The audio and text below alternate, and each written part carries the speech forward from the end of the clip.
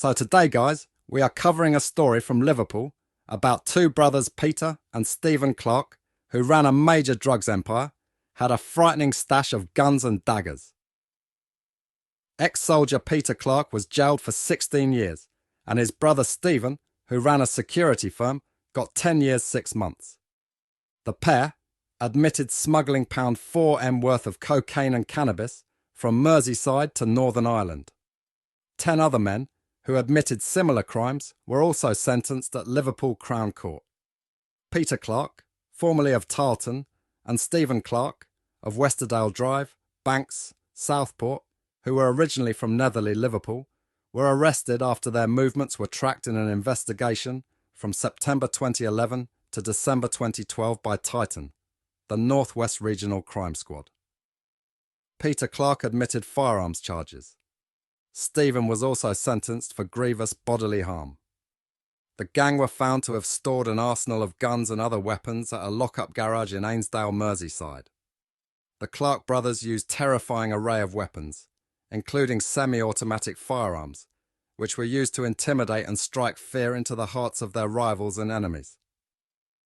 Prosecutors launched proceeds of crime applications against the men, together with their respective wives Maria and Rachel, at Preston Crown Court.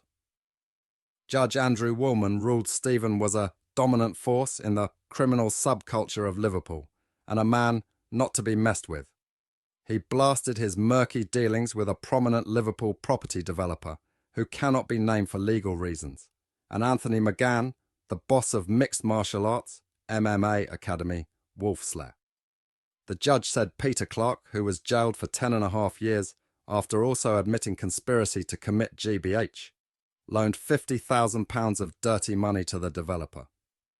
He said Clarke was unable to convince him that the developer, who also lent £100,000 to Children's Play Centre Playtown, formerly 50% owned by Rachel, was not a money launderer.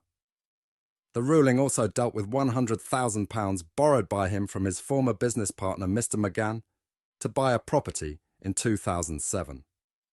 Judge Woolman found there were clearly some very murky dealings between Clarke, whose Premier Security ran the doors of many Liverpool nightclubs, and Mr. McGann.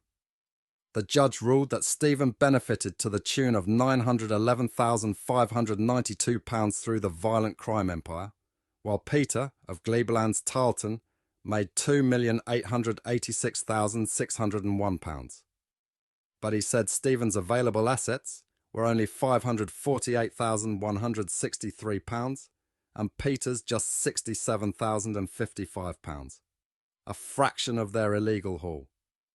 The judge ordered Stephen, of Westerdale Drive, Banks, to pay the money within 3 months or face an extra 5 years in prison. Peter Clarke, who was acquitted of the high-profile murder of Stephen Lawler, 34, in 2001, was jailed for 16 years. After also admitting firearms offences, the Clarke brothers were handed with serious crime prevention orders, which imposed tough lifestyle restrictions designed to prevent crooks from reoffending. They will last for 5 years after they are released from prison and include bans on using more than one mobile phone, pay-as-you-go devices or telephone kiosks.